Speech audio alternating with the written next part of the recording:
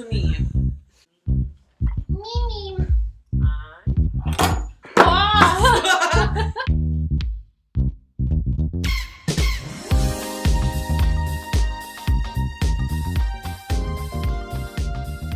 Welcome to the podcast. I'm Corey. I'm Natalie. I'm Jen, and we are the Art History Babes. And today we are not only are we talking about a really fun topic that we have been talking about doing an episode on since like the beginning of the podcast, but we are also recording this for YouTube. So hi YouTube. Hey guys. If you want to see our faces while you listen to our voices, you can head over to our YouTube channel and watch the video. Pretty cool. It's a thing. It's a thing that we're doing now. So. Still getting used to it. Nats. I'm very aware of my whole body. I'm just trying not to make awkward eye contact with myself in like the video. I'm just You're like, just gonna see Jen's whole expression change at one point. It does. It takes a little getting used to. Yeah, we currently have multiple cameras on us as we record, so this is a new thing for us. I did. I totally forgot about it. Today we are talking about memes. Memes. Not maymays, not meanies. Who calls it a meme? I swear that people call Mame. I heard someone call it a meanie, like being very serious, and I was like, Oh, you're real. Like, you are a real person right now. Do you touch them? Like, Yeah, like, wow, really? Meanie? It's memes. It's memes, and if you follow us on Instagram, you know we love memes. Mhm. We're posting memes all Team the meme. time. We are all about the meme, and also like not only are they hilarious and enjoyable, but they are undeniably a very important part of contemporary visual culture. They are like right at the forefront of what it means to make images in the 21st century. And not just that, it's like, it's become so pervasive now that, like, you know, if someone sends you memes, they probably care about you a lot. You know? I had a conversation with... Nice. It's That's true. Nice. It's I like true. That. I had a conversation with one of my girlfriends the other day, and she was like, I don't know, like, you know, this guy, I haven't seen him for a while. And I was like, does he send you memes? She was like, no, actually. Oh. I said, girl, you gotta let that man go. It's true. Like, the first, Yeah. I mean, because if a meme reminds you of someone, Yeah. like, that's, because I send you guys memes, I send my boyfriend memes all the time. Like, it's very much, it's an inner circle type thing. Yeah. Matthew had a cute thing because he was off Instagram for a while. He just deleted it, and then he got back on, and he was like, "Did you get that puppy I sent you?" And I had actually missed it, and I felt really bad. He's like, "Yeah, I was just thinking, like, Natalie might be having a bad day, and then just see the puppy." It's that one where they open the desk drawer and there's a puppy inside. It's an important file. Yeah. Yeah. No, my So boyfriend and I you're send each other alright. memes all day. It's like, I don't know. And it's... It's such a, it's like a silly, right? millennial love letter. I know, it is. But, I mean, the fact of the matter is that most of us spend a lot of our time on social media. Truth. We absorb a lot of content and look at a lot of images all day. And if you see something and it makes you think about a person and you feel good about it and you send it to them, that's love. It is. Yeah. If you see something, say something. True. Like, no, it's true. I love getting, like, memes that are, you know, just like, I feel like this is your sense of humor. Yeah, you know? exactly. It's a nice feeling. So what does this mean? Why are we doing What? this? What does it all mean? All right, so we have so much to talk about. This is probably going to be a really long episode, so we're gonna dive into it. I'm stoked. Let's do it. So, introduction to memes. As we discussed, you can't escape them. They're everywhere. They're all over the place. People even print them and post them to walls. I have So- one on my. I have yeah. that. It's the Magritte pipe, and it says instead of it saying this is not a pipe, it says bitch I might be. Yeah. underneath. You have that framed. I have it Yeah. framed on my wall because it is one of my favorite memes of Pretty all good. time. Yeah. so good. Yeah, no, exactly. They've become things we put on our walls. Mhm. Like they really represent both something visually and something about society, and they're oddly personal. Like, I think people are very personally attached to memes. Some infamous memes throughout the past, like, 20 years. We got Grumpy Cat. Remember Mhm. Grumpy Cat? Yeah. Classic. We got, do you remember Rick rolling?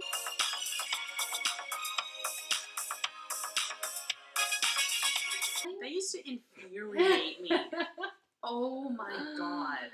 Rick rolling was a whole thing. One of my personal favorites, and always will be, was Double Rainbow. It's starting to even look like a triple rainbow. Oh my god, it's full on. Double rainbow all the way across the sky. Double rainbow. He was so excited. What does it mean? I just really appreciated that honest reaction to the double rainbow. That was so great. And then even things like the yellow dress versus the blue dress, like that is a meme. And we are now reliving it right now. No. With Laurel versus Yanni. Okay, I hear Laurel. Me too. As do I. Yeah. You heard it here. The art history babes hear Laurel. Ginny's not here, but I bet she hears Laurel. I bet she does too. Yeah. I do not hear Yanni It's so weird. in any way. Well, and then speaking of memes, like, I saw this really funny post that I shared the other day, and it was like, good morning to everyone except all of y'all hearing Yanni instead of Laurel. I was like, yeah. For real. I don't know, these things that capture our cultural attention, and it's everywhere. It was on, like, the Today Show, like, Good Morning America. Yeah. Laurel or Yanni? Like, what? Okay, I think it was there before I even heard of it. There's another one. It was an even weirder one that was either, depending on the word that you think of, you hear either brainstorm or green needle. What? And I did it in my head, and it just freaked me out. What? It freaked me out, dude, because I was, like, thinking of brainstorm, and I hear brainstorm, and then I was like, green needle, and then I heard green needle, and I was like, what? No, I think all of these examples really, what's interesting about them is they say something very fascinating about human perception. Yeah, like our brains are not this highly sophisticated thing that we think they are. I think they're a lot simpler than we want to believe, and so when something like this comes around, where some people are seeing a blue dress and some people are seeing a gold dress, or hearing Yanni or Laurel, it just means that we're all living in different realities. Exactly. And that's crazy. Our realities are, like, in some weird ways different, and, like, that's... Instead of talking about it that way, everyone's just yelling at each other, it's No! Laurel or it's Yanni. Yeah. Like, that is how we react to it. Yeah, for real. It's just like a human experiment. Like, that's just common ape, Just ape shit. ape shit. just ape shit. It's all just ape shit. Alright. So a meme is really a very big idea, and it encompasses a lot of things. It's much more than an image reposted over and over again on the internet. However, those do fall into the bracket of memes. The origin of the term meme actually comes from a much broader concept. A meme is a representation of an idea that has spread throughout culture and taken on really a life of its own. And the origins of the term meme are surprisingly academic. If you're unaware, the word... Oh no! Leo. Decline.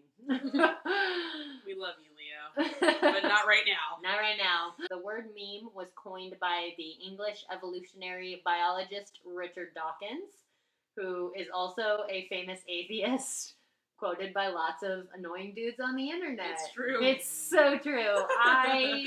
I'm like, don't get me wrong, brilliant, but I'm not a big fan of Richard Dawkins, kind of for that reason. It's not even his fault. I know. It's really not. Like, the man himself he's a brilliant person, and he's got a lot of interesting ideas and things to say, but the fact that he's an atheist just... Well, it's that whole, the Four Horsemen, the, like, atheist writers. It was Richard Dawkins, I can only think of two of them, Richard Dawkins and Sam Harris, and I really like Sam Harris. I like Sam Harris. Have you heard his podcast? I have. It's a really good podcast. And I've read his most recent book where he got really into meditation, which was dope because he's a famous atheist, but he's kind of exploring spirituality in a way that's still very like logical, and I think that's valuable in contemporary society. But anyways, I've always liked of the four of them, Sam Harris, I was like, all right, I can get on board with this guy.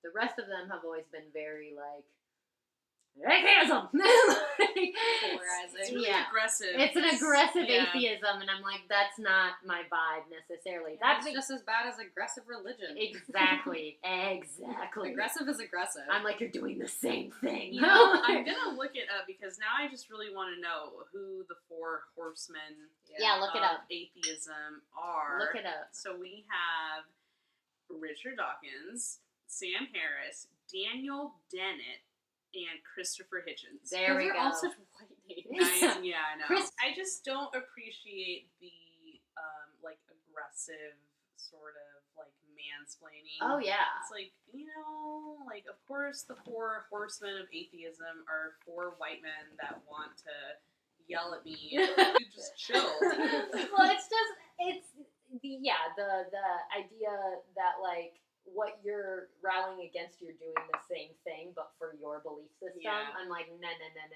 you don't get to do that. Yeah. But anyway, anyways, we digress. We digress quite a bit. Aside. Yeah, they are all very smart, intelligent men. No denying Yeah. that. So the term meme originated from Dawkins in his 1976 book, The Selfish Gene. So yes, that is a book about genetics, is where the term meme came from. Surprised. And Dawkins argues that all life relies on replication. He suggests that this can also be applied to ideas. So ideas begin from a single location, a brain, and spread outwards and take on a variety of different meanings. Some survive and mutate, some die out. These ideas do not necessarily need to be accurate to survive. So think about images of Jesus Christ throughout time. We all know Jesus didn't look like that. Jesus didn't look like that. But Right. we accepted it a long time ago, and it is just pervasive. It's ingrained. You see a dude with a beard and long hair, and you're like, oh, that guy looks like Jesus. Yeah. It's so true. It's so true. It's like, did you see Jesus? According to what? Oh my god. This is on topic. That reminds me of a meme I saw about the Met Gala. And it was Jared Leto, remember his outfit at the Met Gala? Yeah. And then next to Chadwick Boseman at the Met Ball. And then it was like what you think Jesus looked like versus what he actually looked like. Nice. Yeah. Fantastic. Right? I was like, it's perfect. But that is an example of a meme. It's an idea, a cultural idea that wasn't even necessarily true, but it took on a life and it spread. And it became widespread throughout culture. Dawkins deemed this concept meme, which is derived for that which is replicated. He chose to simplify the word to meme to resemble the word gene. Oh. Very clever, Dawkins. So clever. The life of a meme resembles that of a gene, is the general idea. Memes as a viral phenomenon that may evolve by natural selection in a manner analogous to that of biological evolution. So essentially, Dawkins hopes that we would apply Darwinian principles to these ideas, these cultural ideas that we create. So that is where the word meme comes from. Fascinating. Right? For our purposes, as far as this episode goes, we're really thinking right now about like internet memes. So that's like what most of us think of when we talk about the word meme. And Dawkins never anticipated that. No. At all. But he has said that he did liken the spread of a meme to the way that a virus spreads. Things go viral. So internet memes end up I wonder if that term working out. I wonder if the term viral came from Dawkins as well or not. I mean, I don't know if it came from him, but I think that it came from just the way that things spread. Yeah. But I feel like since the word meme was, even though it didn't mean, internet memes was not something Dawkins anticipated, we took that word and we're like, this is a meme. I wonder if someone took Dawkins, like idea of, you know what I mean? Like, yeah. Or if it just attached itself to it naturally, which Yeah. would almost like prove his theory more so than anything Yeah. else. 'Cause Yeah. it would mean very that true, very true. his hypotheses would just start like taking on a life of their own. Yep. Like a virus. Oh my gosh. What is happening?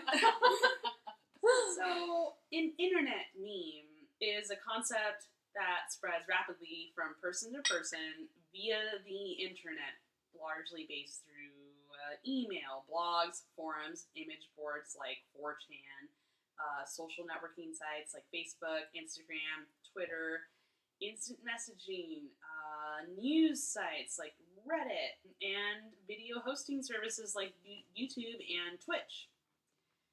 So those are just a few. In 2013, Richard Dawkins characterized an internet meme as one that's deliberately altered by human creativity, distinguished from Dawkins' original idea involving mutation by random change in a form of Darwinian selection. So there have been a lot of debates. What was the first meme? Like, internet meme? We don't know. That's That a seems big, like a very big pointless question. debate. Yeah. I know. What was the first one? Which one was the first one? There's some pretty. Oh. There are some pretty big ones though. One that I forgot about. I would have never remembered if it hadn't been for my boyfriend just being like, "You don't remember this?" I was like, I "No." love it when people do that. I Like, know. things that would have been lost to the I ether. would have never. Right? The Hampster Dance song. It's a song by Hampton the Hamster. I remember that. It was a webpage that originated on GeoCities. Remember GeoCities? A Canadian art student named Deidre Lacarte made this little fun dancing gif of rows of hamsters dancing to this song called Whistle Stop by Roger Miller. And it's really cute and fun. Are we doing this? Are we gonna Yeah. watch it? Yeah, let's click it there.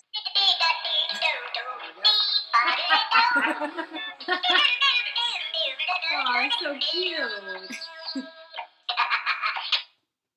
Do it again. Reload the page. I love it. I love that it doesn't reload itself, that you have to refresh Yeah, it. it's pretty old school.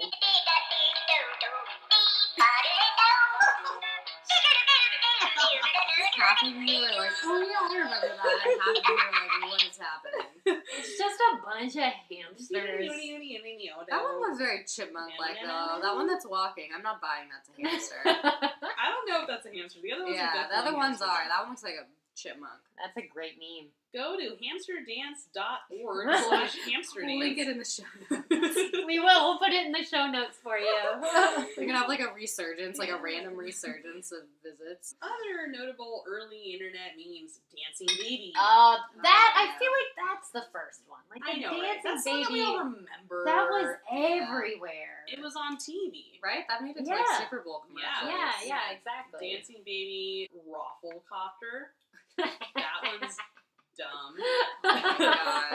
I remember Rafflecopter. I remember All Your Base Are Belong to Us. I don't remember this I don't that one. That I don't one know was that just like a poor translation of some video game, some Japanese video game, and someone translated like someone in charge of translating the game into like an English playing version just translated it all wrong, and then it was just funny when people started saying it.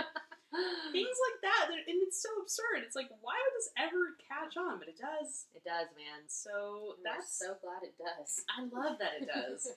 So we'll touch on that a little bit later on why these absurd things just tickle us. So that is a little bit of an intro on internet memes, and we like them. We like them. We're fans. We approve. and it seems that art historians in general seem to like them. Yeah, art history memes are a genre of meme. It is a whole thing. Yeah. They're so good. Some of my favorite memes are art historical by nature. So I'm just going to go over some accounts that I like on Instagram and that you might like too. So, classical art memes. Their Yeah. handle is classical art shit. So it's not the original classical art memes. This is a kind of like They just inspired. changed it, actually. Yeah, I feel like there's maybe something legal going on. Yeah, there was a problem, and they changed it. I don't know the deets, but Yeah. something happened. Yeah, so it's classical art shit. So as the name implies, they are turning classical artworks into memes by including text directly onto the image or some funny caption, some dialogue between figures. And they're great. They're glorious. They make me laugh. They're bringing art history into people's news feeds, Right. which is awesome. And making a lot of these images, like, because certain paintings, certain art historical They images pop up are, all the time. have become kind of known in Yeah. the popular like visual lexicon just because they make really good memes. So the first one I want to start with is this. When you send her a love letter and months later this arrives, and it's a guy looking really distraught holding a letter, and then it says seen at 7:41 p.m. So it's basically like, so I don't even know what the origins of this painting are, but basically like That is one thing I will say. I don't think that they're super No. good. Other accounts are really good about like including at least some Information about the painting. Yeah. The thing about this account, while they are hilarious and some of them are so great, a lot of them are taken very out of context. Yes. Like very out of context. Oh, extremely so. Do you remember this one? Yes. Yeah. I forget the name of the guy. It's this really famous painting. I'm trying to find the name. I'm gonna find it. His name is Samuel Johnson. So Samuel Johnson, and it's this really amazing, like, exploitable image. You can kind of see it. I'm pointing it up to the camera, but he's reading something, and then he just looks totally confused. Yeah. And Like the look on his face is so great. And if you go on knowyourmeme.com, it's essentially like a really fun exploitable image called "What the fuck am I reading?" And the original painting though is it's titled reading and comprehension, and then it's supposed to be like he's reading something and then he like understands it, and it's supposed to be him having a moment of comprehension, but he just looks like, what the hell was that? What did I just read? And it's just one of my favorite memes. When we were all TAs in grad school, I printed this picture up, and it was like on the wall, on the bulletin board in our office. I wonder if it's still there. I hope it is. Just like reading midterms got me like. So the one that I was thinking of is this guy. This guy. Oh yeah. This guy. So it's like a dapper man. I want to say. Dapper gentleman. 1700s. Yeah. It's a French painter from 1793. His name was Joseph de Croix. So who is this man? This is a self-portrait. Oh, okay. So It's a pimp-ass self-portrait. He's like pointing at the. He's literally doing finger guns and this weird knuckle thing that I feel like means yeah, something. what is that? Well, I like this one. I've seen it in its original incarnation instead of like what did it say? Pardon my French. Fuck bitches get money. Yeah. It's like disregard. Yeah. Females acquire currency. Yeah, that's the classic one. Wow. I've acquired 19 difficulties, but a wench cannot be counted among them. And if you know anything about scores, it's 99. 99 difficulties, and a wench is not one of them. What is this? I have passion in my pantaloons, and I have no fear in letting you witness it. I have large levels of sexual appeal, and I'm aware of it. So essentially, I feel like this meme has become That's pretty good. appropriation of like rap lyrics. Yes, essentially, exactly. Has become the thing with this meme, and like putting them in like old timey speak. Oh man, this is going to be a really hard episode to record because we're just going to start looking at memes on Google Images or Instagram. Well, we're just going to get lost. When I cut the YouTube video, I'll try and put as many up on the screen for you as possible, so you know what we're talking about. Oh my goodness. So, art history. Wait, hold on. Lord, there's so many good ones. No. What's happening?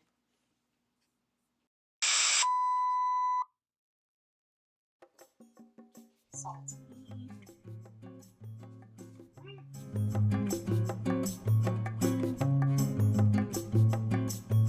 Alright, Cheers. okay. Cheers to our video not being lost.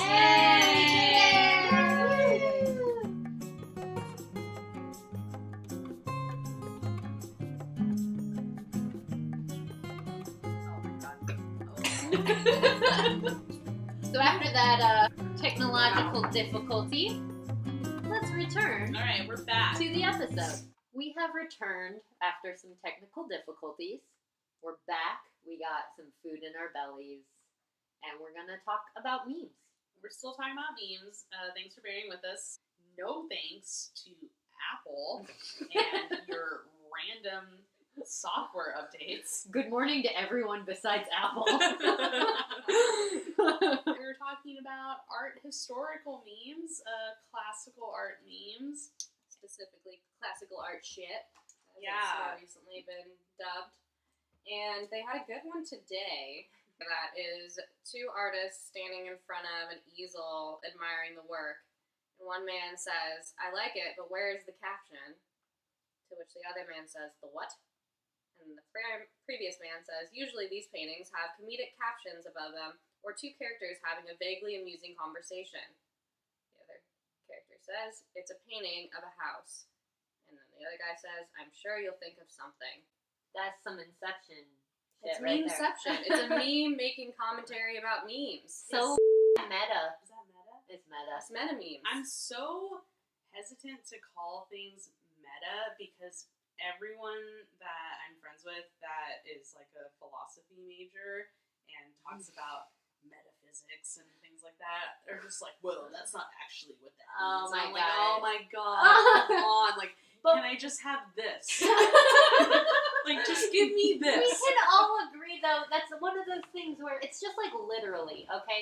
So everyone uses the word literally, and then people get all up in arms about it, and it's like, Mhm. you're right, that isn't what literally originally meant, but socially, it has taken on a new meaning, Yeah. and we've all accepted it, and Yeah. that's how words work. I was gonna say, Like- hello, this is how language works. It has Exactly. worked forever. It's It like- evolves. It that's what happens. Just get out of my face. Yeah, stop I'm- being such a word purist. I'm trying. I'm okay? I'm doing my best. Oh my goodness. We're Okay. all just doing our best. We really are. That's a really good one though, and we're gonna post it on our images for this episode. And Yeah, I say it's meta. it is meta. So it's meta. and if You you heard want it to here. fight me about meta, then catch me outside. How about that? That's a meme.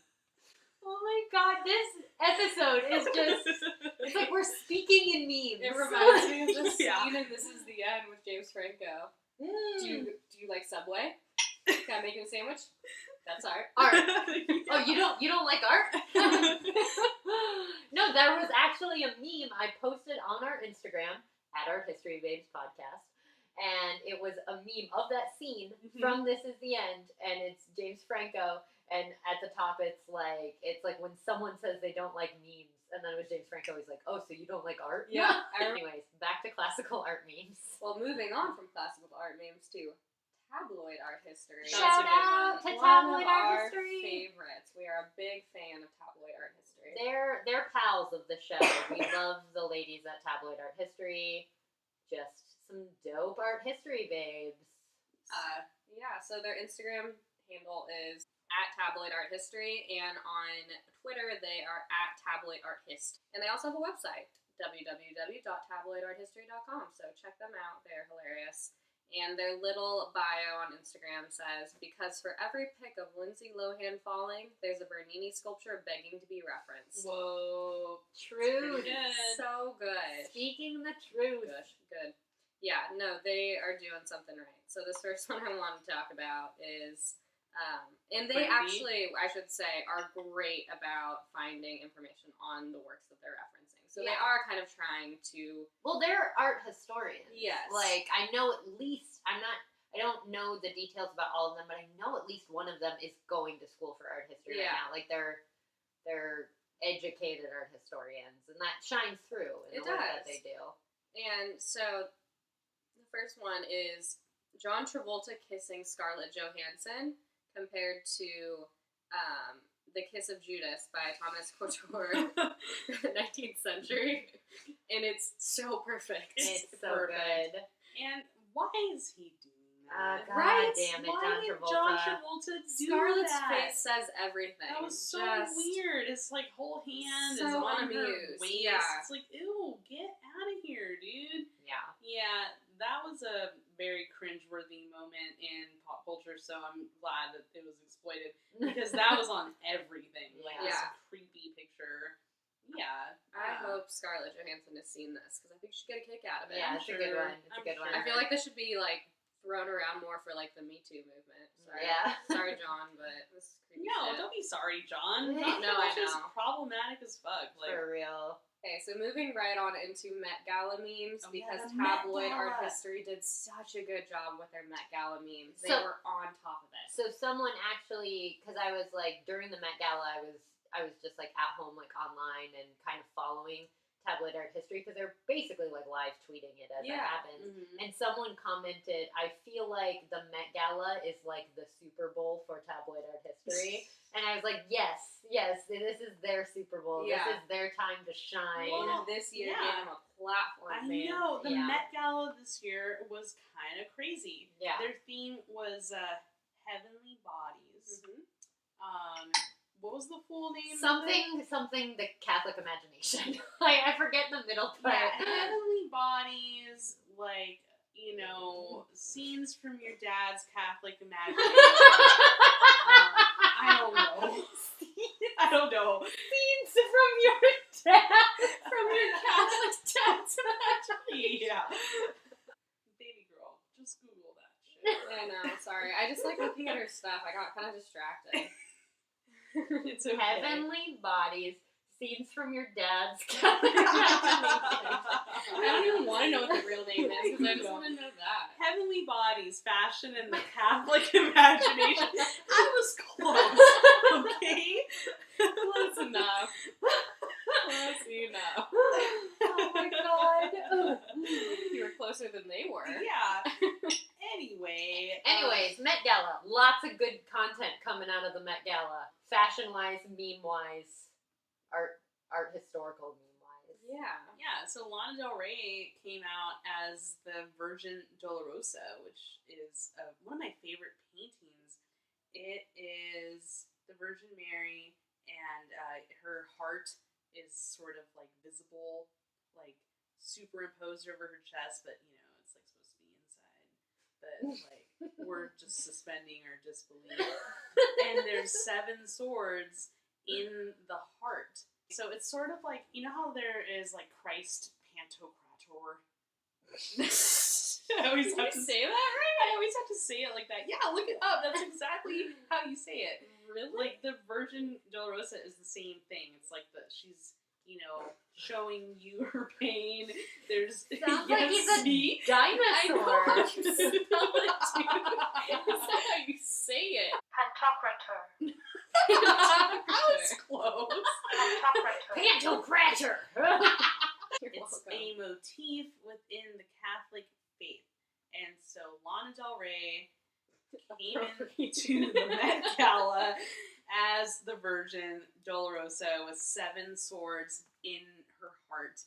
And it's a She pretty- looks awesome. It's She actually looks really, great, yeah. really cool. Her 7 sorrows are represented by the 7 swords. Yeah, I see it. It's so funny that this is like a lot of these stars look more interesting than they generally look. And Yeah. Lana Del Rey almost looks less interesting. What? I kind of Compared to how Lana Ray, like she looks more normal there than she usually does. I in, like, see her what you're stage saying. attire. I see what you're saying. Right? Like she looks She great. looks like she's going to the Kentucky Derby and she just wore a huge like statement necklace. I totally see that For argument. Lana Del Rey. Because Lana Del Rey has a very, I don't know, she does just kind of like emanate something, and this is so costumey, and Yeah. so like. It probably is also that she's like smiling in this picture. Yeah, and, like, yeah. Just, yeah. I know what you mean. Who do we have next here? We got Janelle Monáe. Oh, God. Looking amazing. Oh my god. I love it. Yeah, I think this was my favorite. That's a great one. The Virgin of Deliverance by Antoine Auguste Ernest. How many names does this dude have? You know, just 4. Antoine, Auguste, Ernest, Hervé. From 1872 to 76, circa. The chainmail, like, diamond. I love Headpiece. that headpiece. Oh, it's so good. Here's a question. While this is fun, are these memes? I don't know. I mean, they are. I think tabloid art history as a thing has become a meme because it's become such a popular thing in this comparison of images from popular culture, comparing them to paintings, has become a meme. Yeah. You know what I mean? I totally agree. Yeah. Yeah, I feel like if we're going to go with the definition that we were talking about earlier and the whole viral nature of memes, Yes. as long as these get enough traction to become, you know, almost virus-like, Yeah. then... And just the act of comparing images from tabloids to famous paintings has become the idea itself has become a meme, I think, which makes a visual material memes. But also a little different from your typical internet meme. Like, I definitely... Yeah, and I think so I wanted to clear this up. There's something that's happening where now most funny pictures, anything that's spread on the internet that's kind of funny, is being called a meme. Yeah. And so I think that there's like a designation that needs to be made. Like, what makes it a meme? So in this case, that's right. We need to start breaking up memes into categories, like Yeah. into movements. Oh yeah, this is the most art historian conversation that ever was. I know. You knew we were gonna do it. We need to categorize. We should write the book, you guys. We should start categorizing memes, dude. The first memes according to the art history base. The first art historical text on memes. Yeah, We I feel got like it's it. gonna get really deep. Somewhere in the world, someone else is getting the same exact idea, so we have to start right now. Yeah. We need to do this immediately. I copyrighted this yesterday, so stop listening right now if this is giving you any ideas. Moving in the direction of what I think is undeniably a meme. Oh, this is 100% a meme. So, Boy with No Job, you guys are probably familiar. Probably. If not, it's a pretty funny account. Had a meme of a fake Pope Francis tweet that says, "My culture is not your goddamn prom dress." Oh, Pictures yeah. of Rihanna at the Met Gala. Also, like, Rihanna as the Pope, like, yeah. Yes, Amazing. everyone's down for Amazing. potpourri.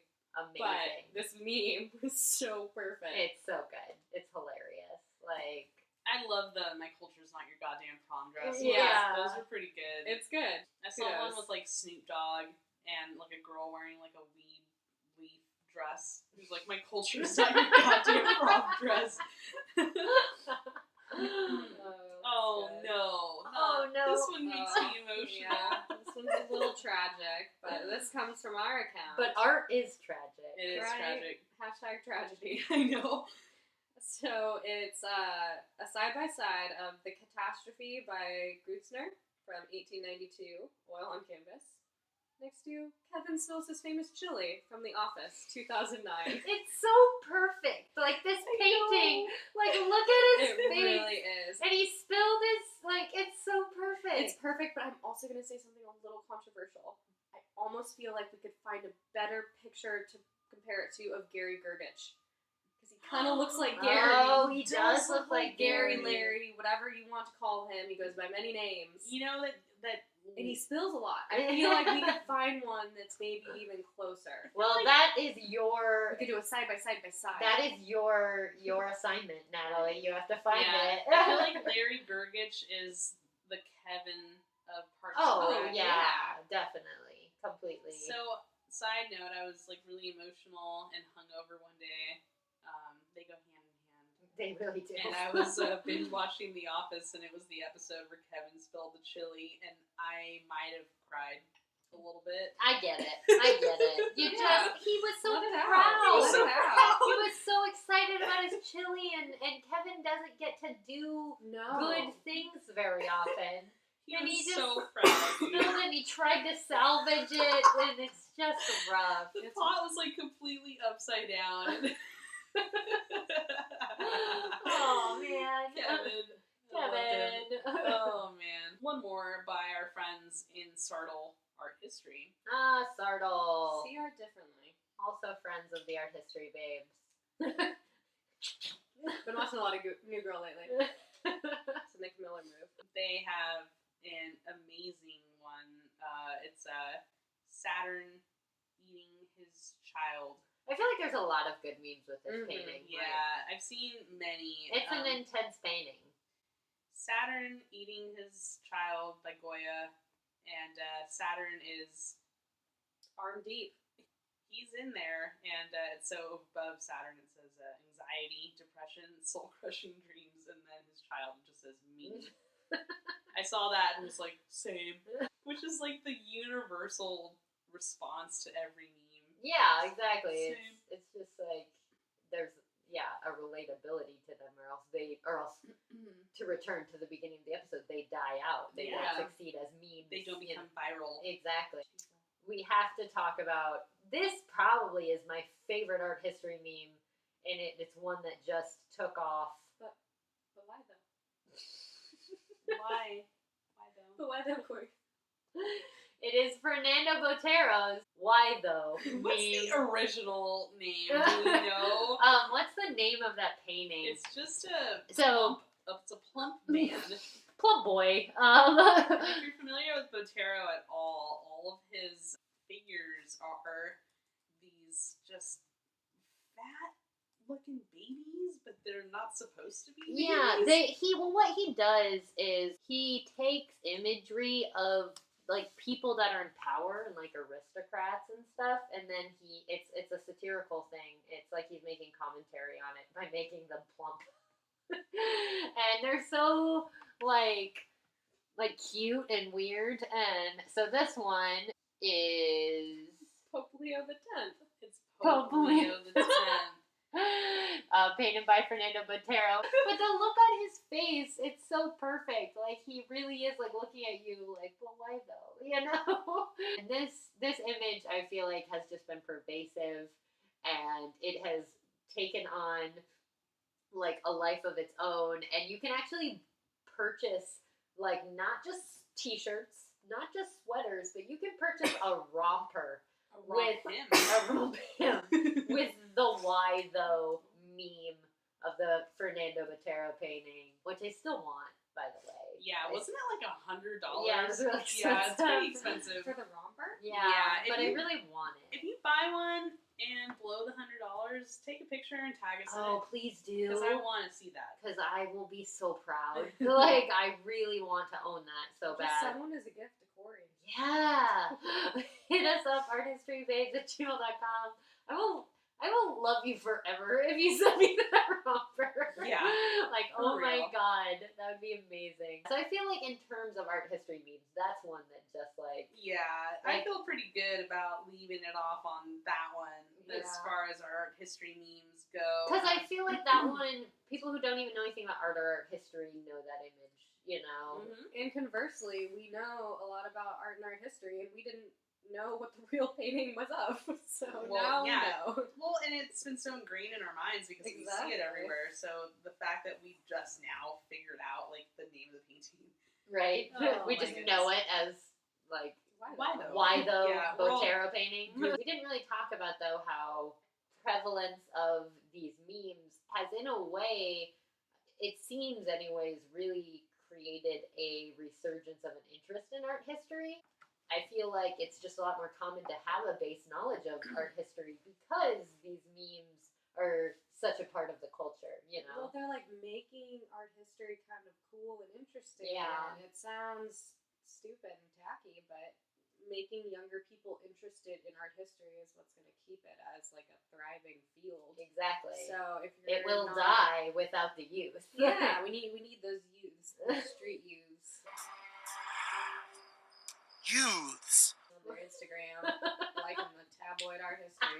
I think that like when I first, because I'm that old, where when I first started noticing that things like, you know, classical art were turning into memes, for like a second I wanted to have this knee-jerk reaction where I was like, that's disrespectful and I don't like it, and I was very much like, That actually You know, surprises me. really? That was your No, reaction. I immediately was like, get off my lawn. And then I was like, wait, no, that's wrong. Because I think that the fact that something like, meme culture can make art history relatable and funny, even if it's like not the point, the fact that these are paintings and artists that most young people would probably never have a chance to even learn about. Yeah. So, I don't know, in a way, I wonder if the meme world is going to save art history. No, that's Good. that's Seriously. honestly how I feel. I've always really enjoyed it and felt very positive about it because I have been introduced to several paintings through art history memes that I didn't know about before because people who make these memes dig deep. Like they felt like that one of Kevin. Like that's a random ass painting, I but would have it's never seen that. But painting. exactly, but it's perfect. Yeah. And so the people who make these memes, they dig deep into art history and they're pulling out images that, I think would 100% die off if they weren't bringing them to the forefront. And I think that's brilliant and important. And sure, we laugh at it, but that doesn't make it wrong. I Like was gonna that. say, humor should be tied into everything, Yeah, especially right? these days. We should find everything funny that we can find funny. No shit. Because that is where the joy of life comes from. Yeah, we gotta laugh. We just gotta laugh. I feel like that's a good segue into like the next topic of memes that we wanted to talk about today, which is this reemergence of astrology. And astrology memes are like a huge thing right now. They are, and as you know, if you listen to this show, I love astrology, and I like to talk about it, and I like to tie it into everything. It's even more annoying if you're my friend. Corey wants to know where you were born, and what time, and what day. I'm going to tell you about yourself. Yeah. If you come at Corey and you don't know your moon and your rising sign, then like go figure that out and come back. You need to figure that out first. But I do really enjoy astrology. I'm a little bit of an astrology nerd. However, I am nowhere near as proficient as a lot of people are. And I'm very fascinated by not only the reemergence of astrology in contemporary culture, but the reemergence, like how it is being reimagined in contemporary culture. So let's talk about that a little bit. This idea of astrology kind of being a meme in itself is very fascinating. We all know it's a big thing, whether you believe in it or agree with it or not. It's everywhere. Like if you are engaged with contemporary culture, you see astrology and you hear people talking about it. And it can be considered a meme, and I think in a way so can a lot of belief systems, which I think ties back to what Dawkins was trying to say in the beginning, Like I think he was probably referencing more like the fact that we believe in certain things and how our beliefs grow. So I think in a way astrology aligns itself with what Dawkins was considering a meme. And the renewed popularity of astrology in the 21st century is very much like the way it is kind of happening and unfurling has been very similar to the life of a meme. So like we have, tons of people on social media, be it Twitter or Instagram, that run full astrology accounts, Tumblr, like just their whole thing is like astrology. I follow a lot of them, and like some people make a really good living off of it, which is amazing, and like kudos to you. And as we know, like the practice of astrology has been around for a long ass time, like thousands of years, and it has gone through this up and down of like, it's real, it's debunked, it's real, it's debunked, it's, but it keeps coming back, which makes it powerful in my opinion regardless. Like the fact that it does not die. The New Age movement of the 1960s and 70s came with a lot of astrology, zodiac stuff, and I think you could really compare what we're going through now to the 60s and 70s for about a million different reasons. Yeah. Shit's tumultuous in a very similar way. We're dealing with, human rights in a very intense, scary, way sometimes, but like important. You know, we're facing important issues. Like things are not chill right now. Social activism is a big thing again. Yeah, exactly. It used to be. Exactly. So astrology never 100% went away. I think throughout the 90s and stuff, you know, people it'd be in every newspaper still. You'd have your little blurb. Like it wasn't something I think really many people took seriously. Or like really paid attention to. What was the name of you've talked about him before, an astrologer? Walter Mercado. Yes.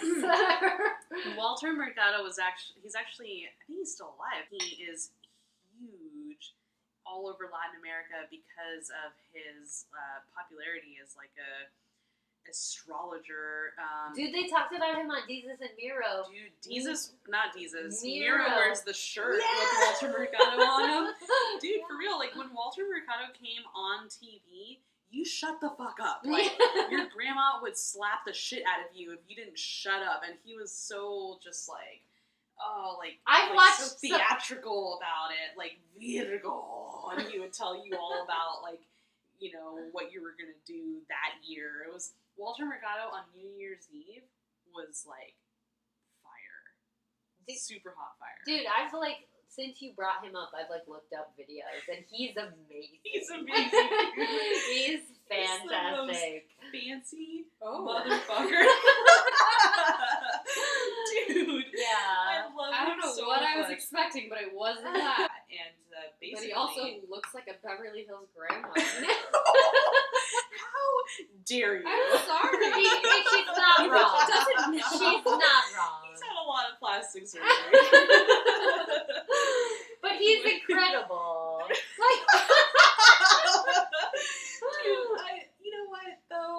No one got your grandma more hyped than Walter Mercado on Univision in the evening. Anyway, like, so We essentially, you know, but this was like in the 90s and early 2000s, and it just got, you know, it just got bigger. It never really went away for a lot of people, and now it's become mainstream again. Yeah, and it has been something very much associated with millennials, like millennials in astrology, and we totally have. We have taken it and run with it, and I feel like we own it. We're just like, fuck it, we love astrology, deal with it. Like, astrology expresses complex ideas about personality, life cycles, and relationship patterns through the shorthand of the planets and zodiac symbols, and this shorthand really, it works well online, and it can be converted into memes very well. Yeah. In a way that's like really very powerful. Before we get into the actual astrology memes, like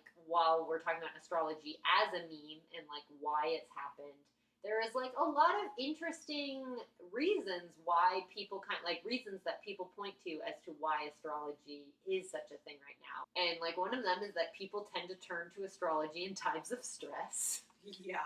And we're kind of stressed out right now. We're a little on edge. We're having a hard time. A small 1982 study by the psychologist Graham Tyson found that people who consult astrologers did so in response to stressors in their lives, particularly stress linked to the individual's social roles and to his or her relationships, Tyson wrote. Under conditions of high stress, the individual is prepared to use astrology as a coping device, even though under low stress conditions he does not believe in it, which is very interesting. So real, dude. It's very interesting. People pray in really stressful situations. Yeah, right? Yeah. I was losing my mind like last October, and I just like reached out to a friend who takes tarot very seriously, and I was like, please do a reading. I need to know things are going to get better. And in the back of my mind, I was like, girl, come on, like for real. But I was like, shut up. I want to know what's in the cards. And I think it's an interesting thing. So, like, from a personal perspective, I love astrology, I love tarot, I love that kind of stuff. And I also consider myself, like, I'm an academic, so I'm a very logical person. Yeah. And I 100% recognize the flaws. Yeah. Like, I don't claim they're not there. Yeah. I'm not, like, just, like, it's not like it's over my head. I get it. I see it. But there's also, with millennials, I think a lot of people, a lot of very smart people, like, are into this, and it's creating this new way we look at spirituality and work through spirituality and like, Yeah. what we want to believe in and what we think actually like affects our lives, and then how we conduct our lives because of what we believe in. You know, it's layered in a very complicated way, and I think it's important just to kind of state that, because I do think there are a lot of like, when it comes to astrology and tarot, there are a lot of like haters out there that just don't seem to understand that kind of jump on the bandwagon of like, it's illogical, and it's like, Right. Like the stars have no bearing Yeah. on your life. like it's not that we don't understand that. There's just so many things about it that can draw you, and I've been drawn to different aspects of it at different points in time. Like, I could say when I was a little bit younger, it was definitely much more of like a selfish and like a controlling thing. Like, I wanted to learn about like my traits and the people around me, Yeah. and like trying to read people, and I was a lot more into psychology then, and like trying to understand like how people's minds worked. And now it's much more like an energy type of feeling for Yeah. me, where when I do tune into it and I pay attention to things, it's like you appreciate what serves you, and you take things in and acknowledge and notice things without holding on to anything too tightly or like being dogmatic about it. Yeah. It's like, be aware and understanding that there are greater powers outside of yourself, and learn to respect and like live in those spaces. I don't know, I'm getting very abstract, but I feel you. I there- totally yeah. agree. So that's me, that's one person. Undeniably, it makes you introspective. Exactly. It makes you take a look at yourself in a way that I think is very powerful, and like understand things about yourself and the people around you, and also like make fun of yourself, because that's the thing about current astrology culture is like, we are not afraid to drag ourselves and each other. And it's pretty intense. These astrology memes. There's a really hilarious Instagram account right now. It's called Not All Geminis.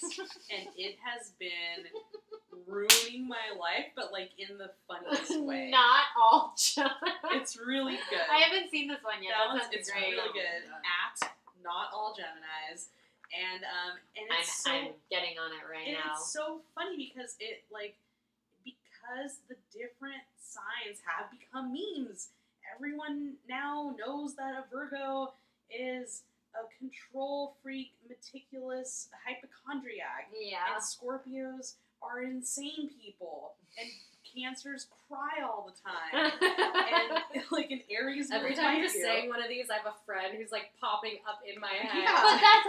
But that's the great part of it, is it like puts us all on like an even playing ground, because no one is safe. Exactly. Like, it's like you're all fucking messes. You Yeah. know? And I think people who have been into astrology for a while and kind of into it in this internet kind of culture, I don't know. I first got deeper into it in my 20s on Pinterest and like looking at Pinterest things of astrology. But the fact that Instagram and Twitter are making it really funny, I think are bringing people who would have no interest in entertaining a conversation about astrology and making them realize that people who are interested in it find it funny also, and like that is a gateway for people to just talk about it. So the thing with both astrology as a meme and astrology memes, the prevalence of astrology memes is really intense, and like it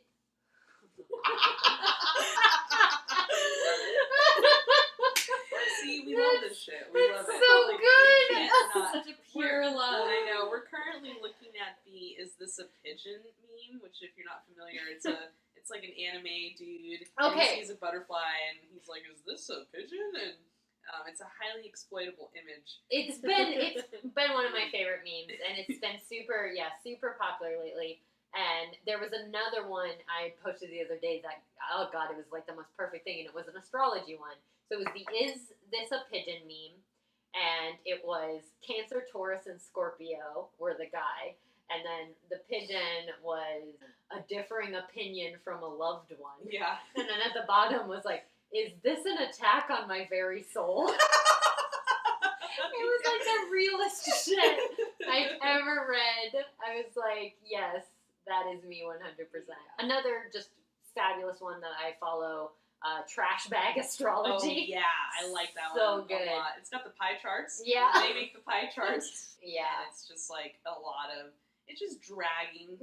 You just get dragged. But also, what's great about astrology is there is a lot of dragging, but there's always like some nice stuff in there too. Yeah. But the thing is with these like astrology memes is they are taking, so within the astrology canon, they're oftentimes taking one image and then repeating it for every sign. Yeah. So they're making memes for the entire zodiac. Yeah, and you feel really included. Yeah. You're like, oh, they did me. They did Virgo. Yeah, and they so they take the same image and then they repeat it for every sign, and it's usually hilarious. But so they're taking a meme and then making a meme out of it, you know. And what this is doing is it's making contemporary astrology something completely different than it ever used to be. It's crazy. It's completely different than what it used to be. Yeah, it's when a Scorpio commits, it's a dude's tan lines from his Crocs. True, dude. I've worn these Crocs for every day for a year. We are all in. Goddamn, we love these Instagram accounts. If you're listening and you happen to be an admin on Not All Geminis, we love your account. Make one for us. I'm a Virgo, Jenny's a Libra, Corey's a Scorpio, and Nat's a Capricorn. So just run with it. I want to hear all of your input on that. Yeah. Anyone with an astrology like interest, what is your input on our dynamic? For real. Yeah, right? Write us a bio. Yeah, right. And now we're gonna get deep into being art historians. We're gonna talk about something fun, and that is dada. Are memes the new dada? Are they? Tell us, Jen. Are they? So, the internet just really is a place for a wide variety of content, and something that has been the most enticing for us, at least, is this intersection between digital art and memes. So, whatever platform you're on, Tumblr, Instagram, Twitter, you will every day find some outrageous user-generated content. We've already talked about all the crazy astrology memes, crying Jordan memes. Oh, crying Jordan. Oh, that's a good one. all of the New York memes. Yep. Right. I loved New York from Flavor of Love, and She makes a great meme. she just had the most exploitable moments throughout her reality TV career. Yep. Every SpongeBob meme is perfect. So Every single one. every is single perfect. one. So these things exist, and without context, though, the individual images would make no sense. So what we're kind of arriving at is that this is sort of a contemporary version of Dadaism, and the reason why is that I think that we are experiencing like a cultural upheaval. Oh yeah. In the 21st century. Oh yeah. I can feel the upheaval in my bones. Dadaism first became visible in the early 20th century. So the rise of the avant-garde Dada movement in Europe was connected with the disillusionment with modern life during the First World War. The Dada movement was politically left, anti-war, anti-bourgeois. Does this sound familiar? It does. Is this a Bernie Sanders rally? I know, right? The art movement continuously rejected the ruling art conventions and questioned the status of art. The Dadaists embodied the essence of anti-art. So that being said, Dadaists never had a clear goal with their own art intentions. They were just making art that made no sense. But it reflected the social situation of the time, which, again, is so relevant to the here and now. Yep. So this whole idea of like meaningless, pointless art or anti-art, all of it was really a response from the atrocities of World War I. And if we've had anything in the last 100 years, it's atrocity. Like, watching the news for 15 minutes is a traumatic thing. And it completely makes sense that we would seek some kind of solace in absurd nonsense. Well, also, yeah, like, just our existence and the news are absurd. Like like everything about contemporary culture is absurd. So absurdism, I feel like absurdism is the only thing that makes sense. Yeah, so, this entire episode is about memes. A meme that's been going around is this whole notion that we're living in a simulation and that the simulation's just gone haywire. And so things like Elon Musk dating Grimes. That is nuts. Or, there have been some great memes about that, by the way. Yeah, right? Like, just that's just one example. Like, there's just all kinds of, where things are just so crazy that people don't even believe that it's real anymore. Everyone that, like, touts simulation theory, which is the idea that we're somehow living in some kind of computer simulation made by some kind of higher being. It makes sense. If you start to research it, it will freak you out because you will be like, yo, that is where we're at right now in the 21st century. So that's where we are. Things are so wild that we don't even believe it's real anymore. And that is crazy. That's kind of what was happening during the early 20th century when the Dadaist artists, if you even want to call them that, were operating. So that brings another question up. Is it art? Is anti-art art? I don't know. That's a hard question. The Dadaists took everyday objects and made them into art. So they didn't want to separate art from life, and they looked for ways to combine the two. We've talked about Marcel Duchamp on this show before, and one of the most famous examples is an artwork titled Fountain, which is just a urinal put on its side, and he inscribed it with the name R. Mutt. So, what does that mean? We don't know. What it really means is that Duchamp said, this is art, and I'm going to say that it's art, and it was absurd. And we kind of dig it in the 21st century. Something that's kind of become talked about in the last couple of years is the fact that millennial humor is so weird and absurd. It is, and I love it. It's my favorite thing about our generation. Yeah. One of my favorite ones, and it's like something that just makes you laugh, and you're like, why is this even funny? It's like that terrible Nickelback song. Oh yeah, we talked about that on our Annie Leibovitz episode. Look at this graph! It's like a stupid face. Okay, so like that was dumb as hell, right? And it's like the original lyric is "look at this photograph," but instead he's just holding up a graph, and it just says "look at this graph," and like that's it, and then it's over. Look at this graph!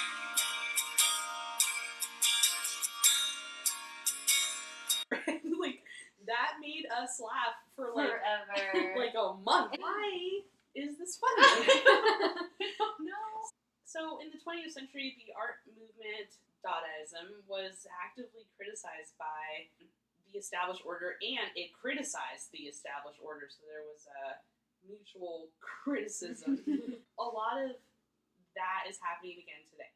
So young people are using memes to criticize the established order. The nature of the internet, it's got a viral sort of tendency, and so this ability to spread content ensures that the work that these people are creating will enter mainstream media.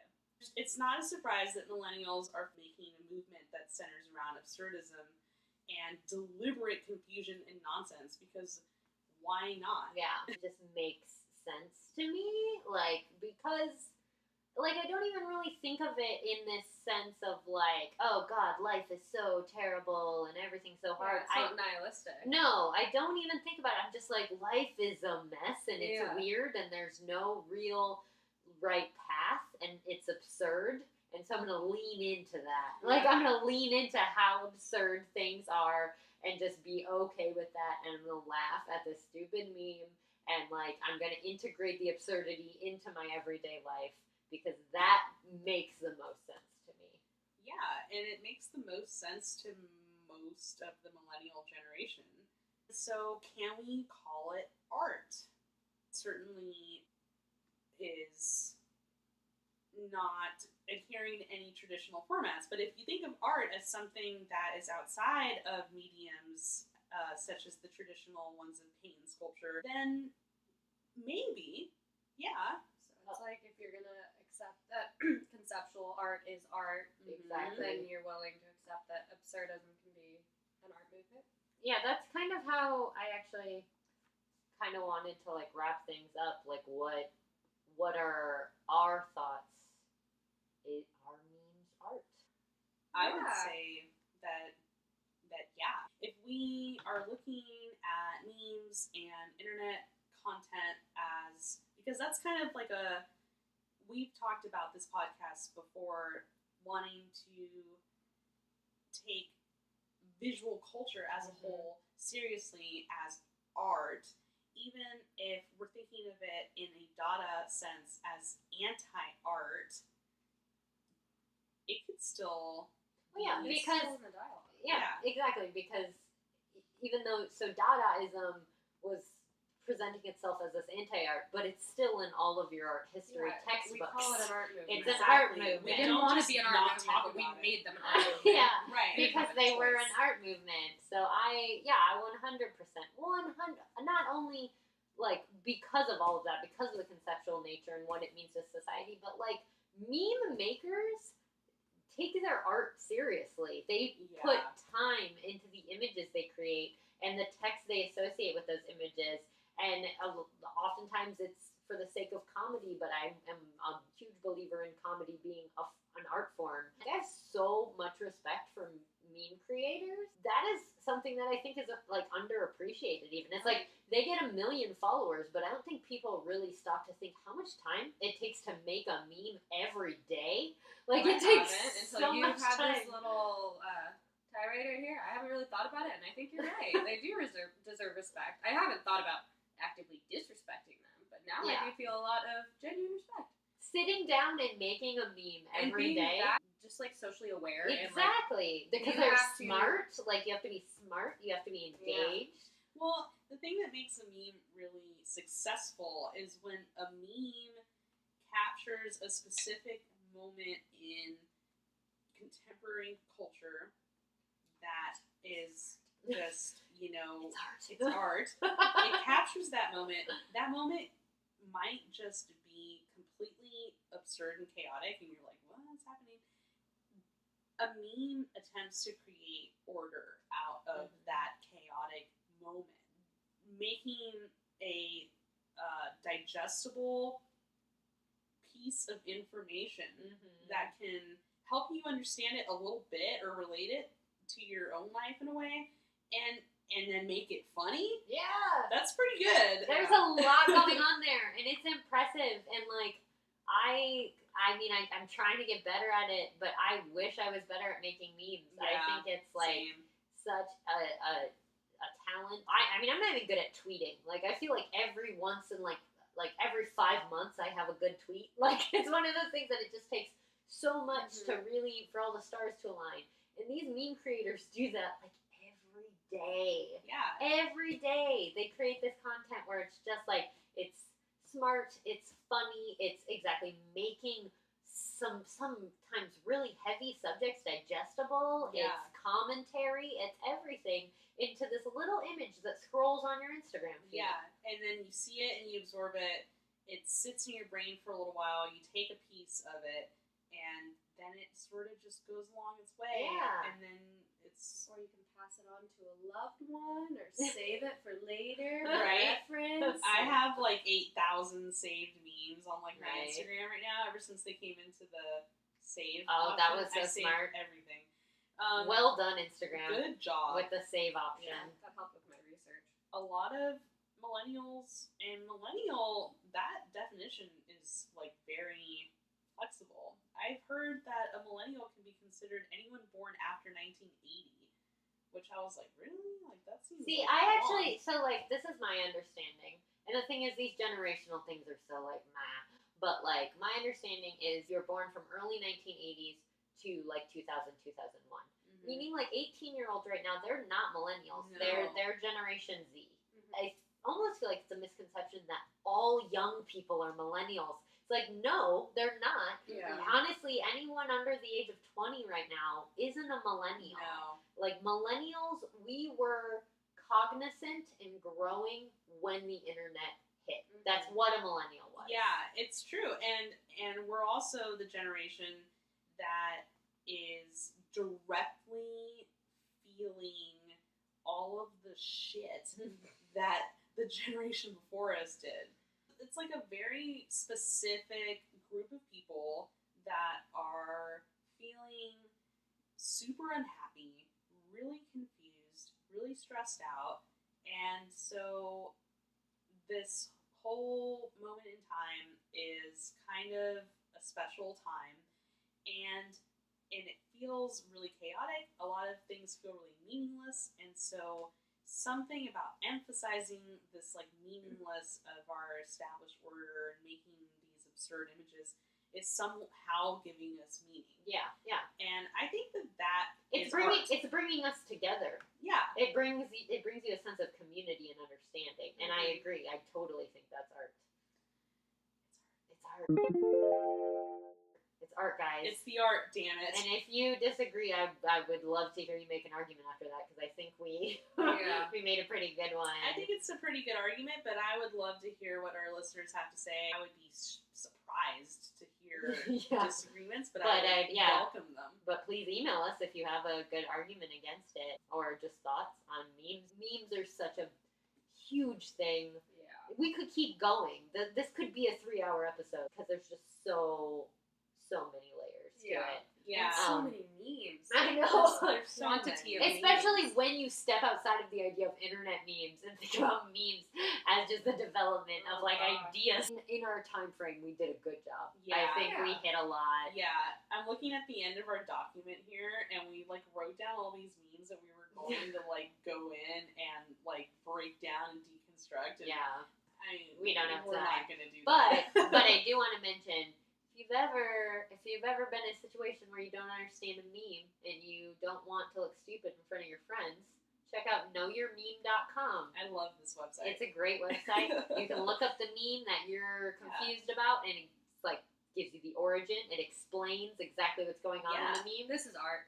Guys, it's art. Come on. So knowyourmeme.com is it's a museum. It's the historians of I memes. know. I want to meet the people that put this website together. And just be like, wow, you guys did a really good job. It's a great resource. So Yeah. check that out. But I also feel like, so to wrap this episode up, because we were just talking about absurdism, Yes.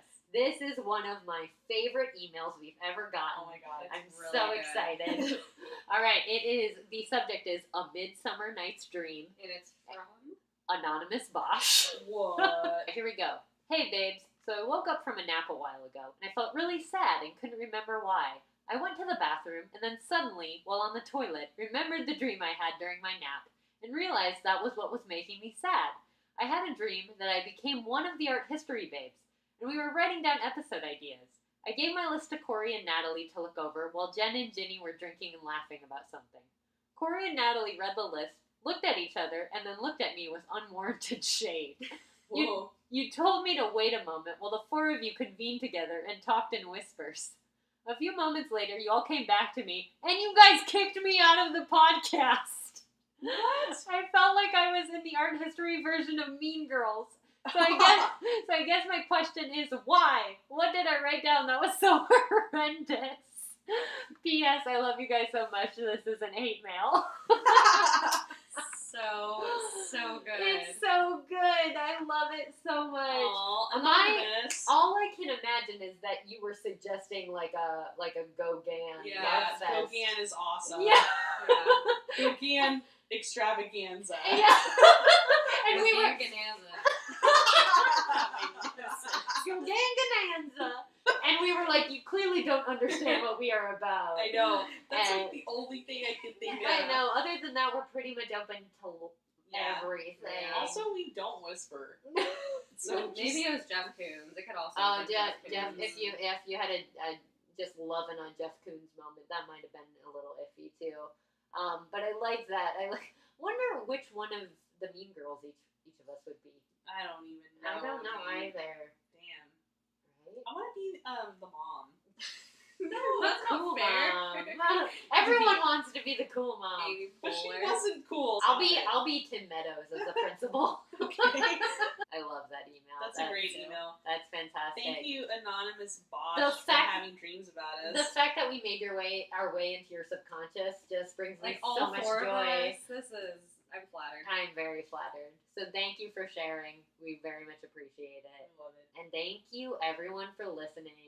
If you've had any art history babe related dreams, tell us about them. Yeah, I want to know Don't about hold your back. dreams. I want to know. I want to know about your memes and your dreams.